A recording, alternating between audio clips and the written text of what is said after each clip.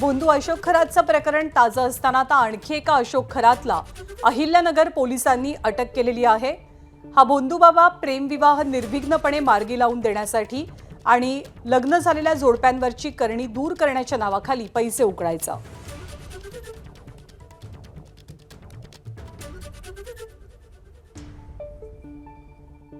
माझे आणि माझ्या पत्नी प्रेमविवाह होते।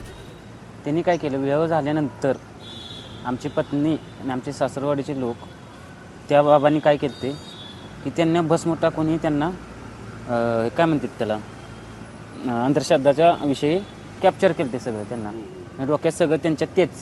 आणि तो काय करायला लागला की दर अमावस्येला मागणी मागायला लागला पैशाची 2000 3000 25000 30000।